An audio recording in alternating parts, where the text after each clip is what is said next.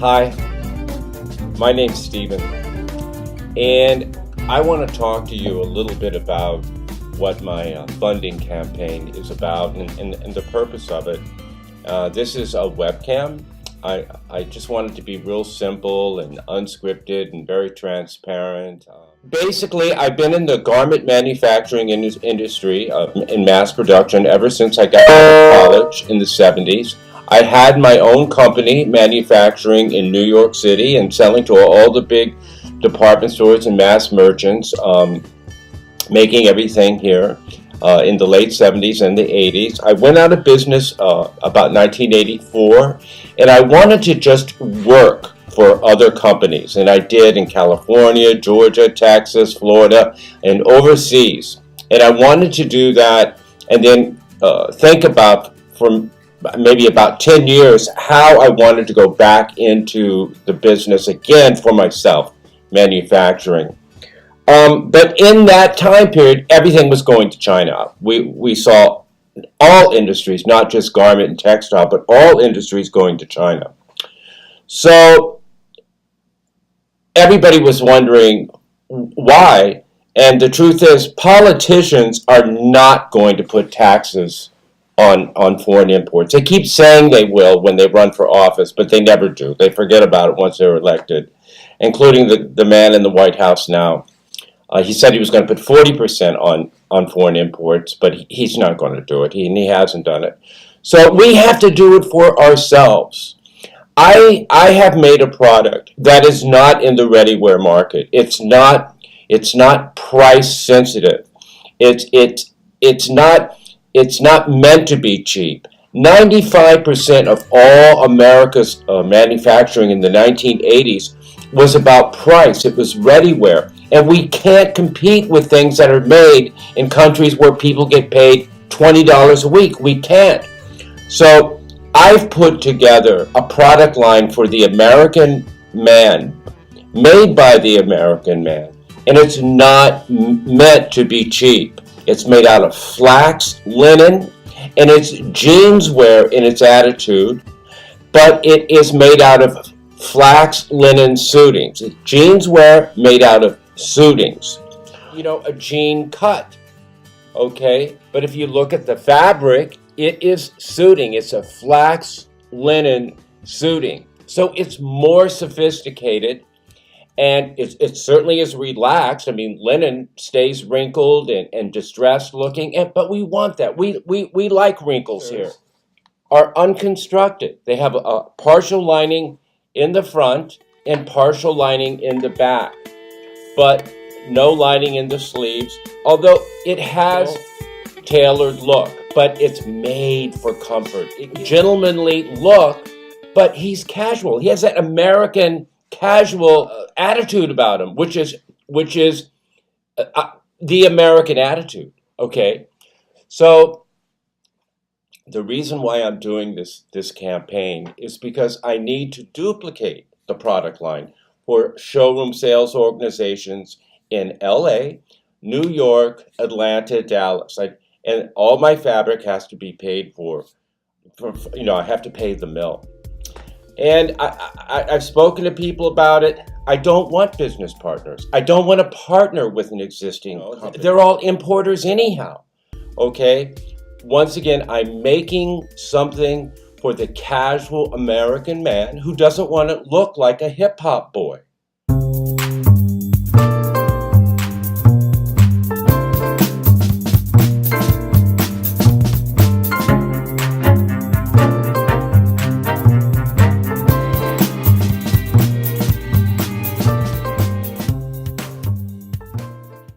You just saw some jeanswear that is out there today that our man does not want to wear for business. He wants to appear like an entrepreneur. He wants to appear more gentlemanly, more sophisticated. But he also doesn't want to appear like this.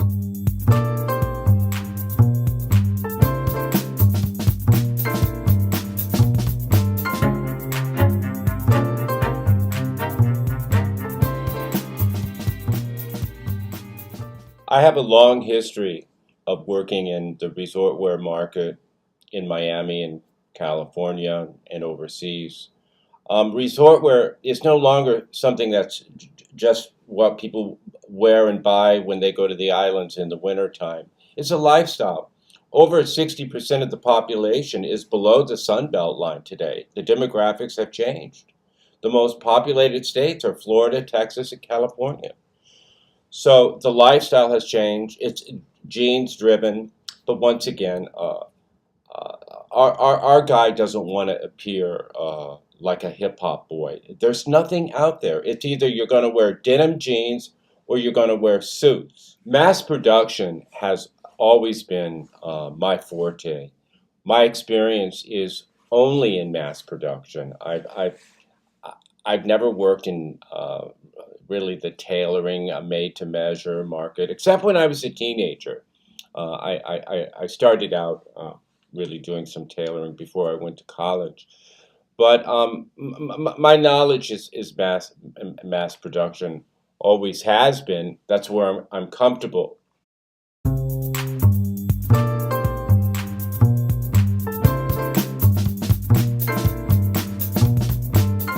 Hello. The product line is basically neutral colors. It's transitional, it's seasonal, transitional. You can wear it all year. Some pieces, because of their coloring, definitely seem more appropriate for maybe spring or summer or early fall. Americans simply are not accustomed to seeing linen with such a heavy, durable weight. Right up until the 1850s, flax linen was the fabric of choice throughout the world until the cotton trade took over. The Stephen Conger brand is not trendy. This type of look here is going to transcend trends. It's never going out of style. It's comfortable. It'll be around for decades. The durability, we don't put the the two-sided vent. We have the classic single vent, the classic men's blazer. I encourage our customers to wear the full, they look comfortable. Some things are definitely intended for cruise wear, yacht wear. The color story is definitely intended, resort living. As you can see, some things are definitely more appropriate for spring and summer, and they're intended to be, or for cruise or yacht wear or backyard. I design all the fabric. These are all yarn dyed flax linens. I designed the fabric myself. Everything is cut and sewn here in New York City. This campaign, I'm looking to duplicate the sample line to make enough copies, as I said, to put in Miami, Atlanta, Dallas, New York, and Los Angeles. The line will be sold by free agent, multi-line showroom sales organizations.